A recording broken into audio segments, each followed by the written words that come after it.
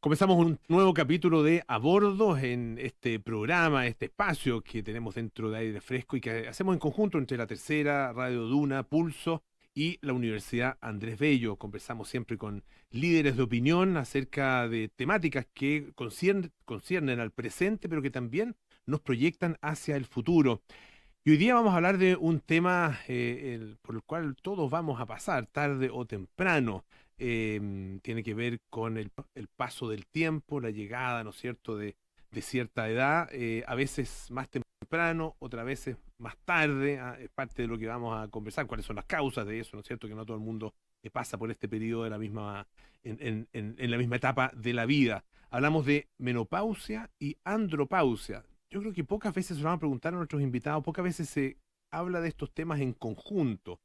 Yo por lo menos he escuchado siempre o hablar de menopausia o hablar de andropausia por separado. Pero aquí los vamos a juntar, que es una mirada que tiene que ver obviamente con la vida de las personas. Estamos acompañados de Angie Demier, que es matrona académica de la Escuela de Obstetricia de la Universidad Andrés Bello. Angie, bienvenida. Muchas gracias por la invitación. Muchas gracias por acompañarnos. Y también el doctor Cristian Palma, que es médico, urólogo, especialista en andrología, miembro de la Sociedad Chilena de Urología. Cristian, bienvenido también. Muchas gracias por estar acá. Muchas gracias por la invitación. Partamos, bueno, como debe ser, definiendo los términos, ¿no es cierto? ¿A qué nos referimos? ¿De qué estamos hablando cuando hablamos de menopausia y de andropausia? Angie, comencemos contigo, por favor. Menopausia es el cese definitivo de la menstruación por definición, ya que es distinto a lo que es el climaterio. Que el climaterio es otro término importante que tenemos, pero el climaterio define toda la etapa, desde que empezamos los primeros síntomas de la menopausia hasta algunos años, 5, incluso hasta 10 años después de lo que termina ya la menopausia, porque en sí la menopausia es una fecha. La fecha es un año desde el cese definitivo de las menstruaciones. Eso es por parte de la menopausia. Entonces, el doctor define la andropausia. Aquí Mira, vamos a ir por género. Sí, aquí hay una gran diferencia con la menopausia. Primero, no todos los hombres vamos a tener una disminución de la testosterona que se llama andropausia. Solamente el 6 al 10% de los hombres va a tener una disminución de la testosterona que da síntomas. Los síntomas son disminución del deseo sexual, disminución de la energía, disminución de la concentración y hasta síntomas parecidos a la depresión. Bien, el término andropausia en general está mal usado, está bien para que la gente entienda de qué se trata, pero el hombre no es que llegue a cero en sus niveles de testosterona, que es la hormona masculina, como ocurre en la mujer en la menopausia, que los estrógenos llegan a cero, sino lo que pasa es que hay una disminución de la testosterona que en algunos hombres va a dar síntomas, y que le ocurre a algunos hombres, no a todos. Entonces no es... Yo estaba equivocado en la presentación, entonces no es que todos vayamos a pasar por esa etapa, todos los hombres, ¿no? Solamente algunos van a vivir ese periodo, pero a diferencia de las mujeres, donde en algún momento, ¿no es cierto?, va a llegar ese momento de la menopausia. Así es, pero hay otra cosa muy importante. La obesidad, por ejemplo, aumenta enormemente las probabilidades que un hombre pueda tener una disminución de los niveles de testosterona, que se llama técnicamente hipogonadismo, disminución de los niveles de testosterona, pero en fácil andropausia. Entonces, factores de riesgo, por ejemplo, la obesidad, algunos fármacos. Bien, y hay algunas otras patologías que pueden aumentar el riesgo de que un paciente termine con una disminución de los niveles de testosterona. O sea, algunos hombres, todas las mujeres, ¿no? Ahí tenemos una diferencia importante. En desmedro de las mujeres, por supuesto, porque tiene una serie de consecuencias y una serie de síntomas. ¿Qué pasa con el organismo? ¿Qué pasa con la mujer en el momento de la menopausia, durante ese periodo y durante todo el periodo del climaterio, en definitiva? Exactamente, lo que genera todos estos cambios en lo que es la menopausia, la tan temida menopausia, es la baja de los estrógenos. ¿Ya? Esta baja de estrógenos va a producir muchos cambios a nivel de la mujer, tanto en la textura de la piel, en la lubricación vaginal, incluso las paredes de la vagina. Todo su organismo va a ir cambiando. Cambios de humor, van a estar más enojoncitas, van a estar sensibles, menos tolerantes en algunas situaciones, cosa que antes no era así, pero todo esto debido por las causas hormonales. ¿Ya? Que obviamente existen soluciones, pero todo esto va a ir en desmedro de la mujer, también esto va a ir bajándolo calcificando los huesos a largo plazo. ¿Por qué? Porque el estrógeno no es solamente algo como hormona sexual, sino que influye en demasiadas funciones que tiene el cuerpo de la mujer. Por lo tanto, en términos sencillos, esta baja de estrógeno, en malas palabras, genera un desmedro de la calidad de vida de la mujer. Obviamente no en todas las mujeres ocurre de la misma manera, no en todas las mujeres existen los mismos grados de gravedad en cuanto a la sintomatología, pero obviamente en todas las mujeres ocurre lo mismo, pero obviamente dependiendo de la alimentación, de la actividad física, de los estilos de vida y también de la genética, pueden ser la diferencia en cómo se vive la menopausia en cada mujer. Decíamos que a todas las mujeres en algún momento les va a llegar la menopausia, y por lo tanto no es algo evitable, pero sí se pueden hacer muchas cosas para que en el momento en que llegue lo haga de una mejor manera, ¿no? En que afecte menos su vida. Ya vamos a entrar en eso, de alguna medida, los factores tanto de riesgo de tener una mala menopausia, por denominarla de esa manera, como los factores protectores. Vamos a entrar en eso. Pero antes, en el caso de la andropausia, ¿es posible evitarla? O de alguna manera algunos hombres estábamos condenados, digamos, a sufrirla? Ambas dos. Algunos hombres, la verdad es que estamos condenados a que vamos a tener este problema. Por ejemplo, los pacientes que tienen problemas de fertilidad en su vida joven o que tienen alteraciones del volumen de los testículos tienen mayor riesgo de tener un déficit de testosterona en el futuro. Pero la gran mayoría de los hombres puede disminuir el riesgo de llegar a andropausia manteniendo una vida saludable. Significa bajo peso, una dieta saludable, hacer ejercicio. Y con eso podemos mejorar o podemos disminuir el riesgo. Es más, pacientes que tienen déficit de testosterona, si bajan de peso, porque la causa es la obesidad, van a mejorar sus niveles de testosterona y van a mejorar sus síntomas. Estamos conversando, les recuerdo, con el doctor Cristian Palma, que es médico urólogo, especialista en andrología, miembro de la Sociedad China de Urología, y también con Angie Demier. No sé si dije bien tu apellido, Angie. Sí, ya, Angie Demier, está bien. Matrona y académica de la Escuela de Obstetricia de la Universidad Andrés Bello. Hablemos del estigma de la menopausia, que incluso se utiliza como ofensa muchas veces esa palabra, ¿no es cierto? Estás menopáusica. Queriendo decir una serie refiriéndose, digamos, a una serie de comportamientos, actitudes negativas, ¿no es cierto?, de mala relación, de mal vínculo con el resto de las personas, mal genio, una serie de otras cosas. ¿Por qué existe ese estigma y qué podemos hacer al respecto? O sea, el estigma siempre ha existido porque, partiendo de que recordemos que la menopausia es cese de la menstruación, el cese de la función ovárica, principalmente por la baja de estrógeno, que genera todos estos cambios, pero el estigma es porque al cambiar todas estas cosas en la mujer, obviamente este cambio de perspectiva, la mujer le baja la libido en algunas situaciones que termina generando, no, ya se está poniendo viejita. Pero lamentablemente esto ha ido mucho en desmedro en cuanto a cómo se mira la menopausia. Y quisiera comentar un término que en una oportunidad se le escuchó a una doctora que lo encontré muy bonito, como para que empecemos a cambiar la perspectiva de la menopausia, que es la plenipausia. ¿Ya? Acunaste ella este término, no me recuerdo el nombre de la doctora lamentablemente, pero lo encontré tan bonito porque es una manera de ver la menopausia, el climaterio, como una nueva etapa de ver la vida de manera diferente, de sentir la vida diferente, pero al mismo tiempo de cuidarse de manera diferente. Los niños se cuidan de cierta manera, las adultas en edad fértil se cuidan de cierta manera, y la mujer en periodo de climaterio se tiene que cuidar de manera diferente. Por lo tanto, yo creo que usar la palabra plenipausia en este periodo sería muy bonito para poder quitarle este estigma y también ayudar a que la mujer tome control de esta etapa de la vida, ¿ya? Tal como es la etapa del embarazo, tal como es la etapa de la adolescencia, todas esas etapas que la mujer tiene en su vida, tomar la etapa del climaterio como una nueva etapa de resurgimiento, de libertad, de incluso de libertad sexual para algunas mujeres, porque ya no tienen el miedo de quedar embarazadas, sobre todo si ya no existe el riesgo del embarazo. Obviamente al principio del periodo climaterio todavía hay que cuidarse, usar métodos anticonceptivos, etcétera, pero es una etapa que ya la mujer se libera de lo que es el embarazo, y por otra parte también la gran mayoría tiene su hijo un poco más grande, tiene la posibilidad de dejarlos un poquito más solos, o algunos ya tienen hijos adultos y ya están criados los hijos. Entonces hay que verlo de una perspectiva de que la mujer es una nueva mujer que está en una nueva etapa de su vida.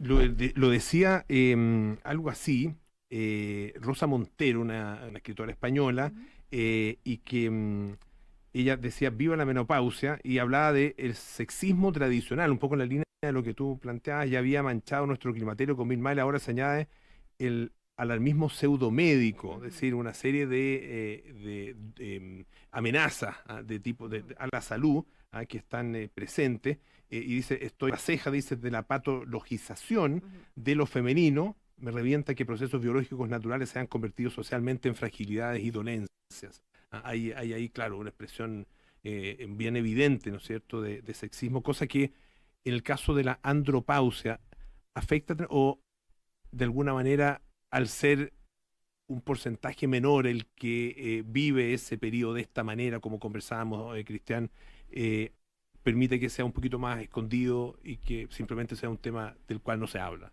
Yo creo que cada vez se está hablando más y cada vez nos están llegando pacientes a la consulta diciendo, mira, ¿sabes qué? Yo encontré estos síntomas, lo leí, estoy y quiero ver si es que yo tengo o no tengo andropausia, porque estoy con bajo ánimo, tengo baja energía, estoy con disfunción eréctil, tengo síntomas parecidos a la depre, y estaba revisando y mis síntomas encajan dentro de esto.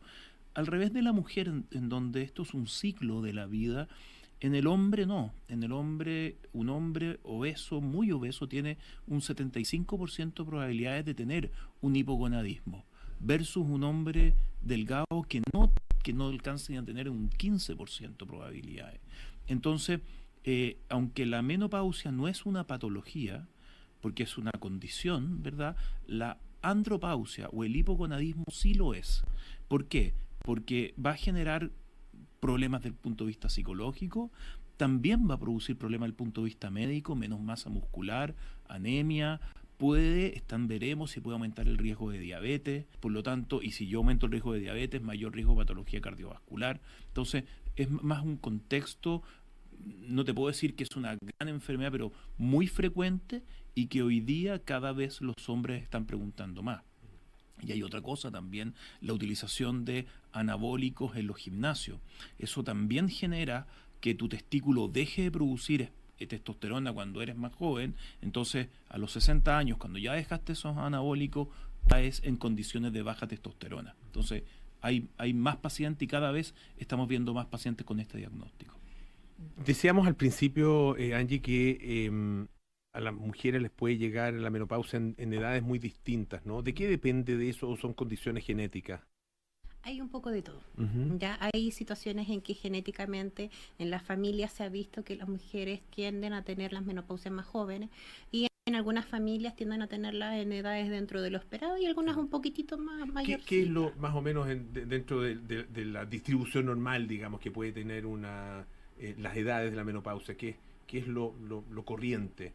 Lo normal, ¿cuántos años? Más o menos entre los 45, 55, incluso hasta los 60 años, más o menos algunas. Una menopausia adelantada es antes de los 40. Perfecto. Y retrasada después de los 60, me imagino. Exacto. ¿No? Por ahí.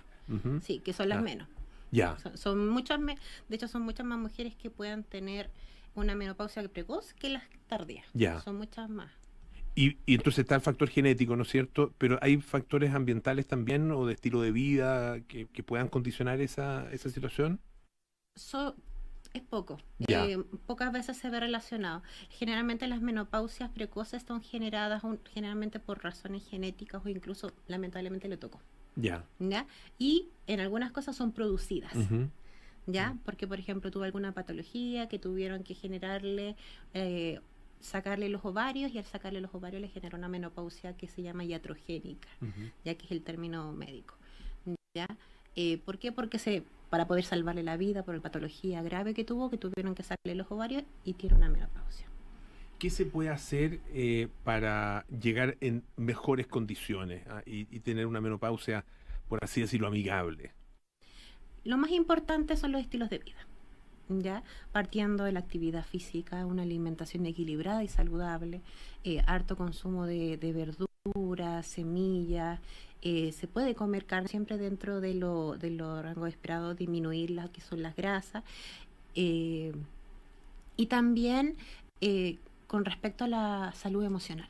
También va mucho en eso, cómo se relaciona con las amistades, que se junte con sus amigas la mujer, que se reúna con su familia, que converse. Es súper importante para generar todo este proceso para mejorar las condiciones. Pero también creo que es súper importante la suplementación, o sea, la medicación con ciertas cosas. ¿Por qué? Por más que buenos estilos de vida tenga, buena alimentación, hay algunas mujeres que no va a ser suficiente, que va a ser necesario medicar. Ya. Y esa medicación es la terapia reemplazo hormonal, ya que no todas es necesario que lo ocupen, son para cierto tipo de mujeres que tienen cierto tipo de síntomas que le afectan su calidad de vida. O sea, son tantos los bochornos o son tantos los cambios de humor que no puede trabajar, que no puede hacer las cosas de la casa, que no puede funcionar. Y frente a esas situaciones se recomienda la terapia reemplazo hormonal. Para situaciones más leves se puede usar, por ejemplo, fitoestrógenos, terapias alternativas, pero para los casos un poco más complejos, la terapia de reemplazo hormonal. Y con eso vamos a generar de que la mujer llegue en muchas mejores condiciones, los niveles de estrógeno bajen mucho más lento y también pueda tener una senectud, es decir, una tercera edad mucho más amigable. ¿Por qué? Porque los niveles de calcio de los huesos van a ir disminuyendo mucho más lento que en una mujer que no ocupe terapia de reemplazo hormonal. Y de esa manera, al llegar a la adulta, ya los riesgos de fractura de cadera, sobre todo, que es lo más común en las personas de tercera edad, disminuye bastante. Cristian, les recuerdo, estamos conversando acá en A Bordo con Cristian Palma, que es médico urólogo, especialista en andrología, miembro de la Sociedad Chilena de Urología, y también con Angie Demier, que es matrona académica de la Escuela de Obstetricia de la Universidad Andrés Bello. Cristian, tú has mencionado varias veces el tema, en el caso de los hombres, el tema de la obesidad como un factor de riesgo. ¿Qué otros factores de riesgo existen y los cuales podamos efectivamente actuar? Mira, el factor de riesgo también más importante es la edad, pero no hay mucho que hacer. En la medida que nos vamos poniendo más viejos, tenemos mayor riesgo. Sedentarismo también, y eso también puede aumentar el riesgo. Algunos fármacos también pueden generar algunos riesgos y algunas otras patologías que pueden generar daño testicular, ¿no? ¿Fármacos de qué tipo? Mira, es que depende, porque hay fármacos que bloquean la producción de testosterona, hay fármacos que se usan para ciertos tratamientos que pueden dañar el testículo, sobre todo fármacos como quimioterapia, ¿verdad? Radioterapia, que también pueden producir lo mismo. Otro factor de riesgo es si un paciente perdió un testículo, como si el paciente tuvo un cáncer testicular y hubo que sacarle este testículo. Bien, pero en general los factores de riesgo para este 10% de hombres que cae a andropausia o disminución de los niveles de testosterona principalmente son obesidad, edad y si un paciente tiene algún fármaco o algún antecedente en el pasado que pueda generar este factor de riesgo que puede aumentar la probabilidad de tener una disminución de testosterona en el tiempo. Y tal como existe la terapia de reemplazo hormonal en el caso de la menopausia para las mujeres, ¿qué pasa en el caso de los hombres? ¿Hay algo similar? Totalmente. En hombres también hay un reemplazo que lo que nosotros queremos llevar a este hombre, llevarlo a niveles de testosterona normal, ¿ya? O sea, este hombre llevarlo a la normalidad. Y eso es a través de inyecciones que se pueden utilizar entre 2 semanas, hay una, y otras que se utilizan entre cada 8 y 14 semanas. Entonces, una inyección más o menos cada 3 meses. Ahora, volviendo a la terapia de reemplazo hormonal para las mujeres, tampoco es gratuita, ¿no? Y existe probabilidad de mayor prevalencia o aparición o generación, digamos, de factores promotores de cáncer. ¿Qué se hace con eso? Porque ahí también estamos en un equilibrio bien complejo. Bien difícil de alcanzar, porque claro, es obviamente mejorar infinitamente la calidad de vida, pero también caer en un eventual riesgo que puede ser incluso mortal. Ya, partamos primero con el costo de la terapia de reemplazo hormonal. En los CESFAM, consultorios, centros de salud familiar, hay terapia de reemplazo hormonal. y es gratuita. Ya. Ya, Eso existe. desde el punto de vista del costo económico, ¿no es Costo cierto? económico, Claro, yo existe. que me refería con costo más bien Sí. a los riesgos asociados. Sí. Ujú. Y por otra parte, con respecto al riesgo asociado que comentas que es el cáncer, bueno, hace varios años atrás se hizo un estudio en donde se vio que el uso de estrógeno podía generar cáncer de mamas en las mujeres. Ujú. Pero obviamente esto está netamente influido con factores de riesgo y este estudio se usaron en mujeres que ya eran posmenopáusicas. Entonces, si uno ocupa la terapia de reemplazo hormonal desde los primeros síntomas, el riesgo de cáncer de mama va a ser mucho menor. Obviamente, esto lo indica el especialista, un Ujú. ginecólogo, Ya. ginecobstetra. Y el ginecólogo, dependiendo de los factores de riesgo familiares y personales que tenga la persona, va a decidir cuál es la terapia de reemplazo hormonal más adecuada y en qué dosis para este tipo de pacientes. Porque obviamente todas las mujeres son más distintas. Hay mujeres que por A, B o C no tienen útero, otras que sí, les falta un ovario o les faltan los dos. Y dependiendo de eso, el médico va a decidir, esta es la terapia de reemplazo hormonal que tú necesitas. No es la misma que de la amiga, que de la vecina. Esta es la que tú necesitas.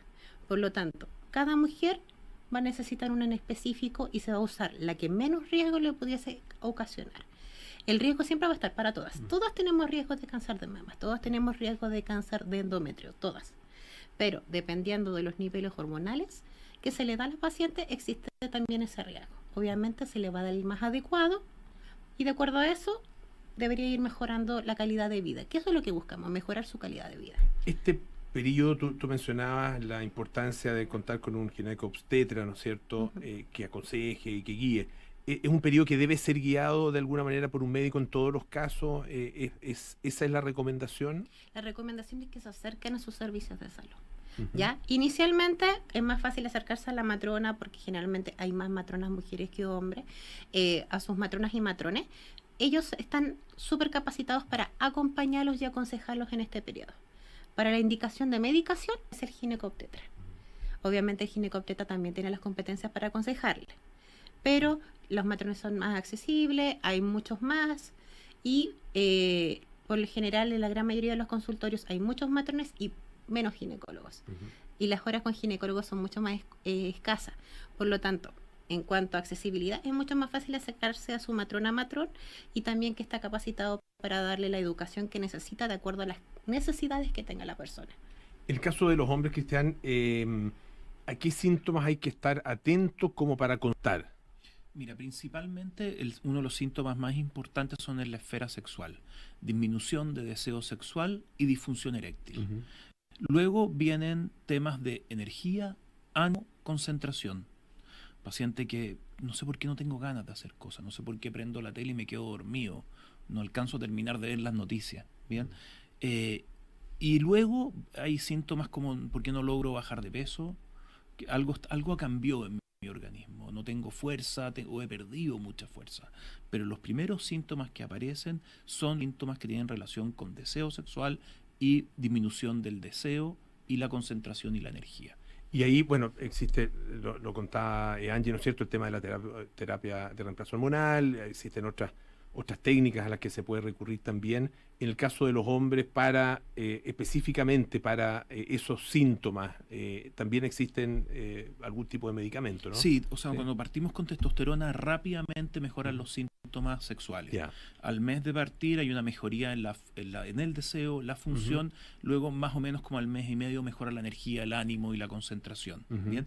Pero aparte de eso, y no hay que olvidar que los hombres, a la medida que nos vamos poniendo más viejos, también tenemos disfunción eréctil, porque la disfunción eréctil al final es un problema cardiovascular. Y por lo tanto, hoy día los fármacos para disfunción eréctil están dentro de la canasta del IPC desde el 2014. Entonces, también no hay que olvidar que un hombre puede tener una disfunción eréctil no porque tenga una andropausia, sino porque vascularmente se le fueron tapando las cañerías y hay que dar fármacos que son seguros para mejorar sus erecciones. Antes de terminar, una recomendación para las mujeres y para los hombres que nos están escuchando a esta hora, Angie. Principalmente que veamos la menopausia como una etapa positiva de liberación y plenipausia para la mujer, ¿ya?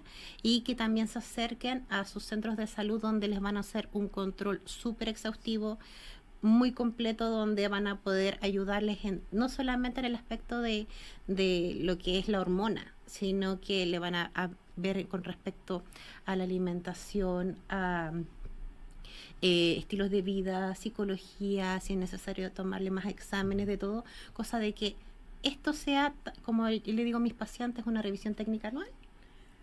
Podamos todas las mujeres revisarnos anualmente nuestro cuerpo y acompañar todo este proceso de la menopausia de manera muy positiva. Cristian. Yo me sumo a la revisión técnica anual. Claro. O sea, los hombres nos estamos haciendo el antígeno prostático y por lo tanto que tenemos que hacerlo todos los años. Y si este hombre tiene alguno de estos síntomas, pídale al luego, por favor, que le realice examen de testosterona total, que se realizan por la mañana en ayuno. Por otro lado, si yo tengo estos síntomas o tengo cuadros de depresivo, también el psiquiatra debería evaluar los niveles de testosterona, porque hay muchas veces que cuadros depresivos están un medio ocultos en una patología que tenía que ver un origen hormonal. Cristian Palma, médico urólogo, especialista en andrología, miembro de la Sociedad Chilena de Urología. Muchísimas gracias por estar esta tarde con nosotros. Gracias. También Angie Demier, matrona académica de la Escuela de Obstetricia de la Universidad Andrés Bello. Muchísimas gracias también.